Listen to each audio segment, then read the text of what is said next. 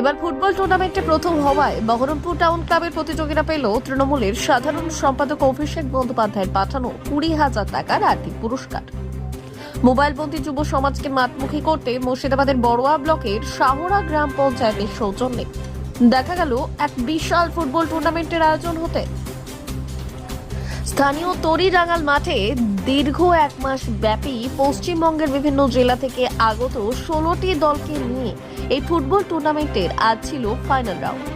চূড়ান্ত মুহূর্তে খেলা দেখতেও প্রতিযোগীদের উৎসাহ দিতে এদিন হাজার হাজার দর্শকের ভিড় জমে খেলার মাঠে। বিশেষ করে এই দিনের খেলায় দর্শক হিসেবে মহিলাদের উপস্থিতি ছিল নজরকাড়া।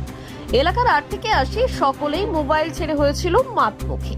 এই দিনের এই খেলায় প্রধান অতিথি হিসেবে উপস্থিত ছিলেন বড়োয়া তৃণমূল নেতা মাহে আলম।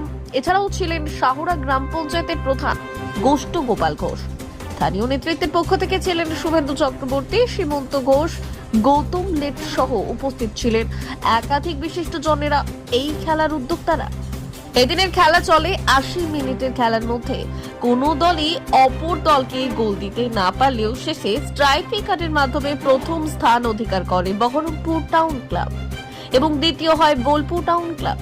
16 দলীয় এই খেলায় যে দল ফাইনাল মুহূর্তে প্রথম স্থান অধিকার করে সেই দলের হাতে রাজ্য তৃণমূলের সাধারণ সম্পাদক অভিষেক বন্দ্যোপাধ্যায়ের পক্ষ থেকেই পাঠানো 20,000 টাকা ও একটি সুবিশাল ট্রফি পুরস্কার হিসেবে তুলে দেন বড়োয়া তৃণমূল নেতা মাহে আলম সহ শাহরা পঞ্চায়েতের নেতৃত্বরা।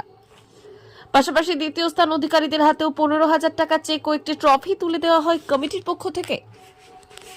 দেখুন, সব খেলার সেরা খেলা হচ্ছে ফুটবল খেলা। বাঙালির সব থেকে পছন্দের এবং সেরা খেলা হচ্ছে ফুটবল খেলা।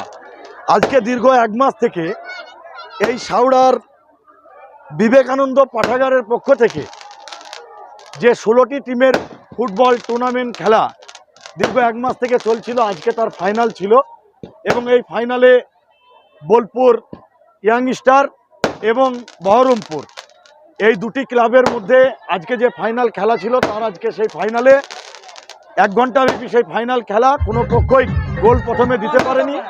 তারপরে প্লান্টিতে 5-4 গোলে এখানে বহরমপুর জয়ী হয়েছেন এবং এই যে খেলা এত বড় মাঠে আজকে প্রায় আপনারা দেখলেন প্রায় 10,000-12,000 মানুষের জমায়েত।